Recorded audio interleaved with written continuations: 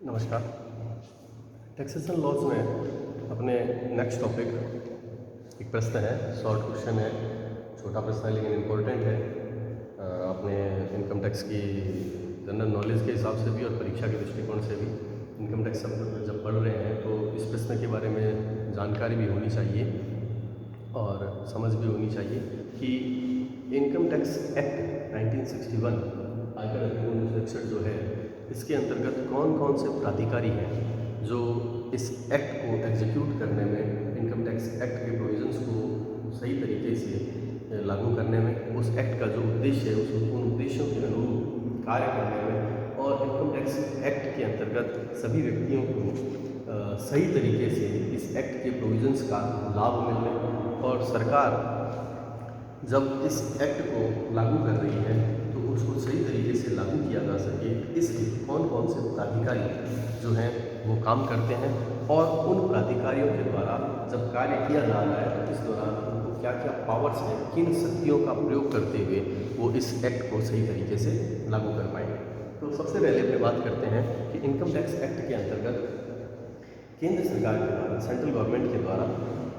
इस एक्ट के अधीन रहते हुए, इनकम टैक्स एक्ट के अधीन के रहते हुए किन किन अथॉरिटीज़ को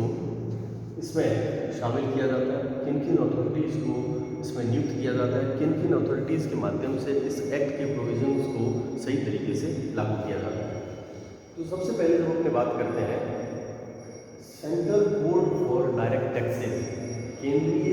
बोर्ड है प्रत्यक्ष करों के लिए। इस एक बोर्ड का निर्माण किया जाता है और इसके अधीन रहते हुए सभी प्राधिकारी इस एक्ट को लागू करने में अपनी शक्तियों का प्रयोग करते हैं। तो जो central board for income tax या डायरेक्ट टैक्सेस है, उसके अंतर्गत निम्न प्राधिकारी जो है वो काम करेंगे। एक हायरार्की, एक चेन के तरीके से ये व्यक्ति काम करते हैं, ऊपर से लेकर के नीचे तक कुछ प्राधिकारी हैं जिनके बारे में अपने यहाँ पर चर्चा करेंगे। सबसे पहली बात करते हैं आयकर महानिदेशक या मुख्य आयकर आयुक्त जो है, एक व्यक्ति की नियुक्ति की जाती है जिसको पद नाम दिया जाएगा या तो आयकर महानिदेशक, director general of income tax या चीफ इनकम टैक्स कमिश्नर, आयकर महानिदेशक या मुख्य आयकर आयुक्त। इसके साथ साथ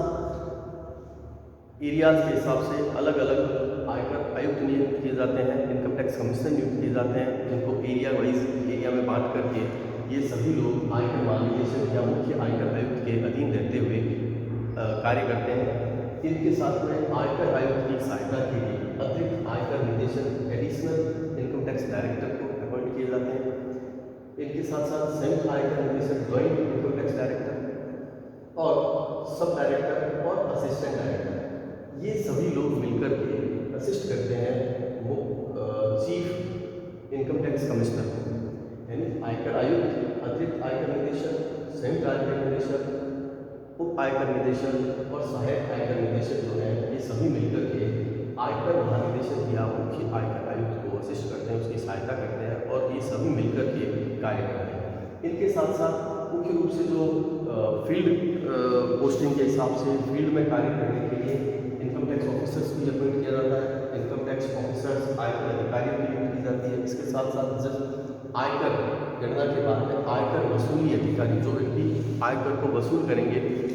और आयकर निरीक्षक, इनकम टैक्स इंस्पेक्टर, तो ये लोग इनकम टैक्स इंस्पेक्टर से लेकर के आयकर महानिदेशक, इनकम टैक्स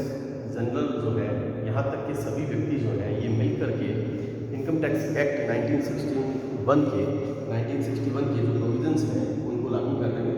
लोगों को असिस्ट करने में और आयकर के प्रावधान को सही तरीके से लागू किया जा सके, इसके लिए कार्य करते हैं। इस कार्य प्रणाली के दौरान उनको क्या क्या शक्तियाँ होती हैं, उनकी क्या क्या पावर्स हैं, किन पावर्स को यूज़ करते हुए इस एक्ट को लागू करने का, सही तरीके से लागू करने का प्रयास करते हैं, जिसके बारे में अपने मुख्य रूप से इस प्रश्न में बात करेंगे। सबसे पहले बात करते हैं कि मामलों को अंतरित करने की शक्ति, power to transfer the cases, यानी कोई भी मामला किस स्थान पर है उस मामले को एक स्थान से दूसरे स्थान पर ट्रांसफर करने का पावर इन लोगों के पास है कि ये लोग मामलों को ट्रांसफर कर सकते हैं एरिया के हिसाब से, जगह के हिसाब से, उस मामले की वैल्यूएशन के हिसाब से। उन मामले को सेक्शन 127 कहता है कि इन व्यक्तियों को, इन प्राधिकारियों को, इन अथॉरिटीज़ को ये पावर्स है कि वह ट्रांसफ़र कर सकते हैं केस को एक स्थान से दूसरे स्थान पर, एक व्यक्ति से दूसरे व्यक्ति में, या एक पद से दूसरे पद के दौरान इस केस को ट्रांसफ़र किया जा सकता है। किसी भी मामले में खोज और साक्ष्य प्रस्तुतिकरण का अधिकार होता है, power to search and present evidence, यानी वो उन मामलों में क्या करेंगे, सर्च वारंट जारी किया जाता है, सर्च वारंट के आधार पर किसी भी स्थान को सर्च करना, किसी भी डॉक्यूमेंट्स को सर्च करना, और उसके साथ साथ एविडेंस को प्रेजेंट करने की पावर इनको दिया जाता है कि साक्ष्यों का प्रस्तुतिकरण वो करेंगे। जब भी मामले को प्रेजेंट किया जाएगा तब साक्ष्यों का प्रस्तुतिकरण किया जा सकता है। इसके साथ साथ उनको तलाशी और अधिग्रहण की भी शक्ति प्राप्त होती है, यानी सर्च और एक्वायर, किसी भी प्रॉपर्टी को, किसी भी दस्तावेजों को सर्च करना और उनको एक्वायर, उनको अपने पास जब्त करने का, अधिग्रहित करने का अधिकार होता है इनके पास। सेक्शन 132 इनकम टैक्स एक्ट इनको पावर देता है कि वह ड्यू प्रोसेस रहते हुए सम्यक प्रक्रिया के द्वारा कार्य करते हुए किसी भी स्थान की तलाशी ले सकते हैं और किसी भी संपत्ति या दस्तावेजों का अधिग्रहण करने की भी व्यक्तियों को शक्ति प्राप्त होती है। इसके अलावा वो किसी भी स्थान पर जाकर किसी भी व्यक्ति जो है जिस पर इनकम टैक्स के प्रोविजंस लागू हो रहे हैं, ऐसे सभी व्यक्तियों को किसी के पास जाकर के सूचना मांगने का इनको अधिकार है कि वह ड्यू प्रोसेस में एक सम्यक प्रक्रिया का पालन करते हुए वो क्या करते हैं, क्या कर सकते हैं, सूचना मांग सकते हैं। Ask for information, powers to ask for information, section 133 उनको पावर देता है कि वो किसी भी व्यक्ति से बात ला करके सूचनाओं की मांग कर सकते हैं। फिर किसी भी मामले में एग्जामिनेशन और इन्वेस्टिगेशन, किसी भी मामले की परीक्षण और जांच पड़ताल करने की इन व्यक्तियों को, इन प्राधिकारियों को सकती है कि वो किसी भी मामले में जाएंगे तो उसका परीक्षण करना, उसको इन्वेस्टिगेट करना, जांच पड़ताल करना, उसको एग्जामिनेशन करने का इनको अधिकार होगा। फिर जो मामले की जांच पड़ताल कर रहे हैं उन मामलों में सूचनाओं को एकत्रित करने का, कलेक्टिंग सर्टेन इन्फॉर्मेशन, जो सूचनाएं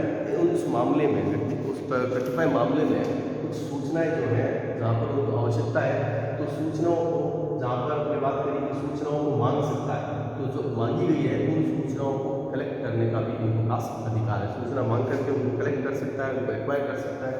फिर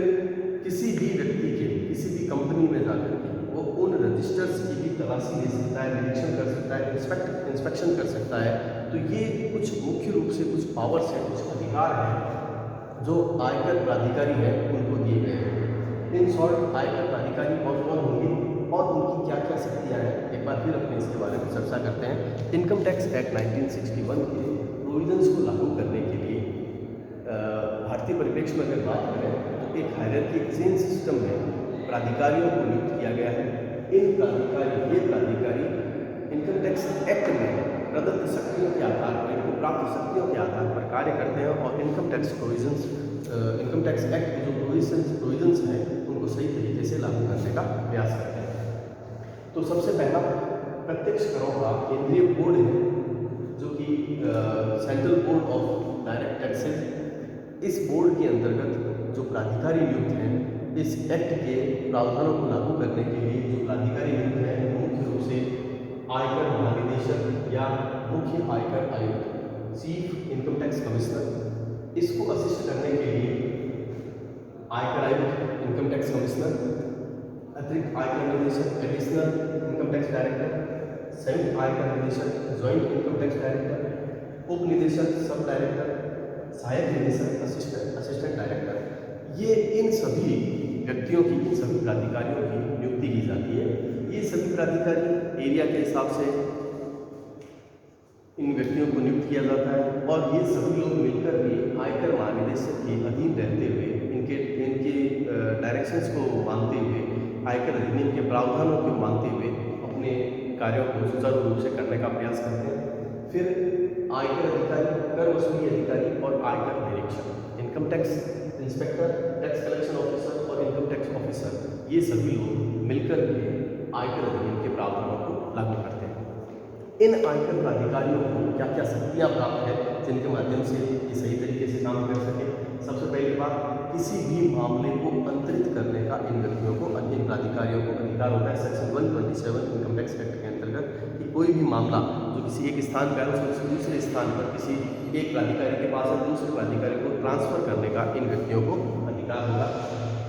किसी भी मामले में सर्च वारंट के लिए, किसी भी मामले में खोज के लिए या एविडेंस प्रेजेंट करने का इन व्यक्तियों को सेक्शन 131 के अंतर्गत अधिकार दिया गया है।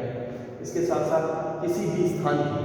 किसी भी व्यक्ति के जहाँ पर वो निवास करता है, जहाँ पर वो व्यापार पेशा करता है, जहाँ पर वो किसी भी प्रकार का कार्य कर रहा है, तो ऐसे सभी स्थानों की तलाशी और अधिग्रहण, सर्च और एक्वायर का सेक्शन 132 के अंतर्गत इनको पावर दिया गया है, इनको अधिकार दिया गया है। वो किसी स्थान की तलाशी ले सकते हैं, किसी भी दस्तावेजों का या किसी भी प्रॉपर्टी का अधिग्रहण एक्वायर कर सकते हैं। फिर वो किसी भी स्थान पर जाकर के